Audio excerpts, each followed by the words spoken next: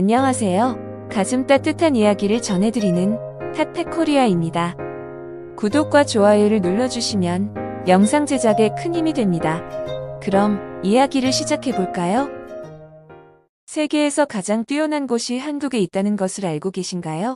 그곳은 바로 한국의 문화와 역사를 담은 인천국제공항입니다. 인천국제공항은 세계 최고 수준의 친절한 서비스와 효율적인 수화물 운반 처리 시설로 한국을 방문한 많은 외국인들에게 매년 좋은 평가를 받고 있는데요. 특히 전통 문화로 여행자들을 반기는 곳은 전 세계의 어느 곳에서도 본 적이 없어서 한국을 방문한 외국인들에게 문화적 감동을 선사한다고 합니다. 오늘 들려드릴 이야기는 이런 인천국제공항에서 겪은 충격적인 경험에 관한 것인데요. 도대체 무슨 일이 있었을지 함께 들어볼까요? 안녕하세요. 제 이름은 소피아예요. 캐나다 몬트리올에 살고 있는 20대 여성입니다.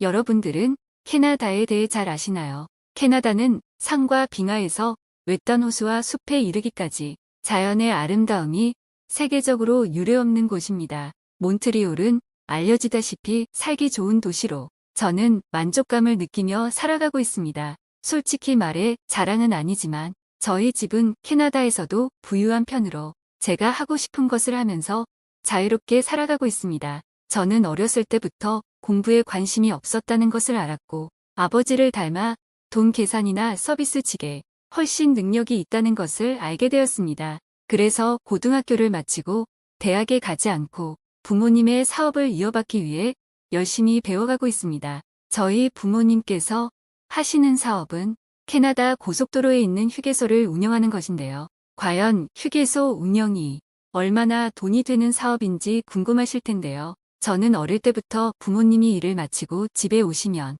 돈을 세기 바쁘셔서 매일 1시간씩 함께 돈을 세야 할 정도로 현금 흐름이 좋은 사업으로 알려져 있습니다. 그 이유는 캐나다 고속도로를 이용하는 사람들은 여행객뿐만 아니라 일상적으로 도시간 이동을 하는 사람들도 많습니다. 그러다 보니 큰 화물차들은 고속도로에서 주유할 때마다 무조건 가득 채워야 하는 경우가 많고 휴게소 음식도 우리가 멀리서 가져와야 하는 특징이 있기 때문에 평균 가격보다 3배 정도 비싸게 받으며 팔고 있기 때문입니다. 그러다 보니 휴게소에서 파는 음식들의 수익이 기름 판매 수익보다 더 클 수밖에 없었습니다. 아버지께서는 사업이란 이런 것이라면서 세상에 나아가 큰 것을 보고 경험해봐야 사업을 할 수가 있단다라며 저에게 해외여행을 제안해 주셨습니다. 처음엔 혼자 가는 것도 두렵고 모든 것이 어색했지만 아버지의 조언대로 여러 나라를 여행해 보기로 결정했습니다. 미국과 유럽 등 선진국 중심으로 여행 계획을 세웠습니다. 그러나 저에게 가장 기억에 남는 여행은 마지막으로 다녀온 한국 여행입니다. 아마 한국에서 겪은 일은 평생 잊을 수 없는 경험일 거예요. 혹시 저와 비슷한 상황에 처하신 분이 계시다면 도움이 되실까 해서 이곳에 제 이야기를 적어봅니다. 제가 한국으로 가기 전에 프랑스 파리 국제공항에서 에어 프랑스라는 항공사를 탔었는데요. 30분이나 지연된 비행기는 오버부킹도 했고 서비스도 별로였습니다.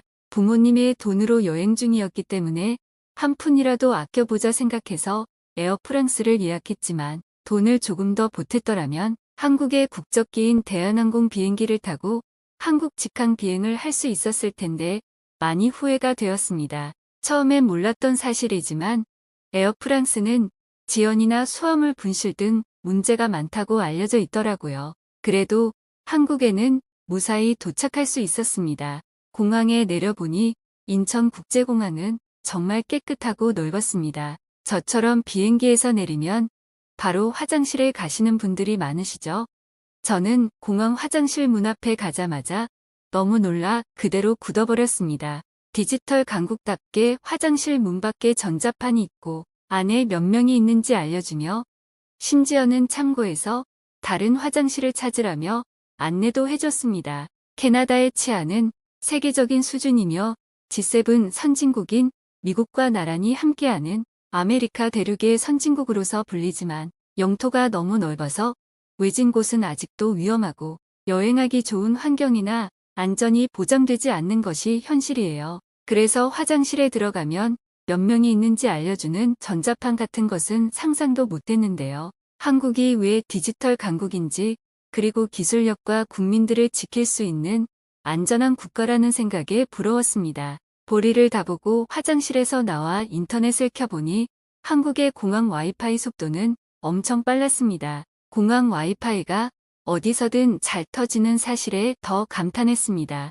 조금 걷다 보니 벽걸이 TV를 하나의 작품을 만들어 공항에 온 모든 사람들을 반겨주는 것 같았습니다. 저는 짐을 찾기 위해 수색경과 함께 다니는 직원분에게 물었습니다. 제가 탄 비행기에서 수화물이 안 나왔는데 어디로 가야 하나요?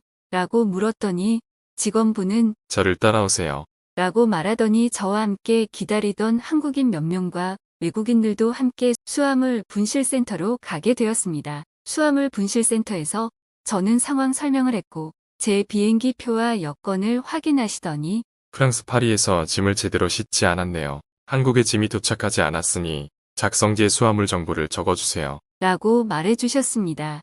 저는 정말 당황스러웠고 화까지 났습니다. 에어프랑스는 시위를 자주 하는 항공사로 유명했는데 짐이 분실되거나 심하면 비행기가 취소되는 일까지 있었습니다. 그래서 승객들이 하룻밤을 파리에서 머물러야 하는데 남자와 여자 다수를 한 방에 재워서 문제가 된 적도 있었더라고요. 아무튼 너무 황당해서 아무것도 못하고 있는 저에게 친절한 공항 직원분이 수화물 분실 신고를 할 수 있는 종이를 가져다 주셨습니다. 다행히도 신고서에는 한국어와 영어가 모두 쓰여 있어서 어렵지 않게 작성할 수 있었어요. 저는 숙소 주소와 이메일이나 휴대폰 번호를 적으라고 해서 이메일을 적고 리무진 버스를 타고 서울로 향했습니다. 호텔에 도착해서 체크인을 하려고 했는데 제가 인쇄해온 바우처가 수화물 안에 있었습니다. 저는 너무 걱정이 되었지만 호텔 직원의 친절함과 능력은 유럽이나 캐나다의 직원들보다 훨씬 뛰어났습니다. 제 이름과 여권을 보여주니 바우처나 QR코드 없이도 빠르게 체크인을 해주시고 호텔 카드키를 2개나 주셨습니다. 일단은 호텔에 들어가서 샤워를 하고 프랑스에서 입은 옷과 속옷을 그대로 입은 채 침대에서 잠시 휴식을 취하면서 눈물을 흘리며 부모님께 전화를 했습니다. 저는 잘 도착했다고 하면서 짐이 안 왔다고 말하던 중에 이메일 알림이 울렸습니다. 제가 신고한 짐이 발견되었고 지금 제가 묵는 호텔로 배송 중이라는 내용이었습니다. 저는 깜짝 놀라기도 하고 한편으론 기쁜 마음도 들었습니다. 그래서 얼른 머리를 말리고 로비로 뛰어내려갔습니다. 저를 기다리던 한국인 직원 2명이 캐리어를 들고 계셨습니다. 그리고 저의 여권을 확인하더니 짐을 넘겨주셨습니다. 저는 이 일이 수화물 신고 후 2시간 만에 일어난 것을 알고 나서 놀라지 않을 수 없었습니다.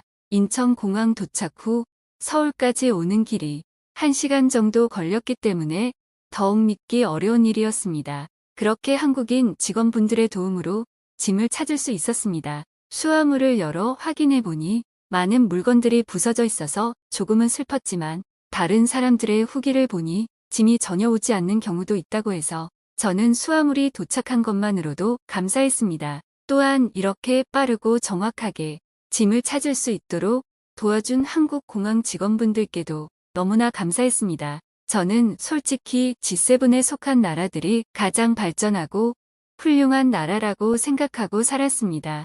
그 중에서도 특히 저는 제가 살고 있는 캐나다가 가장 좋은 나라라고 당연히 생각했고요. 하지만 한국이라는 캐나다의 100분의 1도 안 되는 작은 나라에서 이렇게 발전하고 훌륭한 서비스를 제공하는 모습은 저에게 너무 큰 충격이었습니다. 게다가 혼자 여행하는 외국인 여성으로서도 밤늦게까지 안전하게 다닐 수 있는 것은 신선한 충격이었습니다. 여러모로 한국은 저에게 많은 가르침과 깨달음을 주었습니다. 한국은 제가 방문한 G7의 그 어떤 국가보다 더 나은 모습을 보여주었습니다. 아마 아버지께서 제게 여러 나라를 여행해보라고 하신 것은 이런 이유가 아닐까라는 생각을 했고 저의 편견을 다 깨는 좋은 시간이었습니다. 저는 한국 여행을 의미 있게 마치고 다시 한번 한국에 방문하고 싶다라는 생각을 했습니다. 만약 저와 같이 한국 공항에서 수화물 문제나 다른 도움이 필요한 상황에 처한다면 친절하고 배려심 있는 선진국민인 한국인들에게 부탁해보세요. 반드시 당신들을 도와줄 거예요. 그리고 저는 꼭 또 한국을 방문할 거예요. 저를 도와주셨던 많은 분들 감사했습니다. 한국의 세계적인 수준의 서비스와 인프라를 경험한 소피아 씨의 이야기를 여러분들은 어떻게 들으셨나요? 최근 많은 외국인들이 한국을 방문하면서 한국의 발전된 모습과 서비스에 감탄한다고 합니다. 반대로 한국인들이 해외를 여행할 때는 한국과 다른 문화적 차이로 인해 불편함을 느낄 때가 많다고 하는데요. 실제로 해외여행을 해보면 알 수 있듯이 한국의 인프라가 얼마나 대단한지 알 수 있다고 합니다. 오늘의 이야기는 여기까지입니다. 즐겁게 보셨다면 댓글로 구독자분들의 소감을 남겨주시고 주변에 많은 공유도 부탁드려요. 그럼 더 좋은 영상으로 찾아뵙겠습니다. 지금까지 가슴 따뜻한 이야기를 전해드리는 핫팩코리아였습니다. 감사합니다.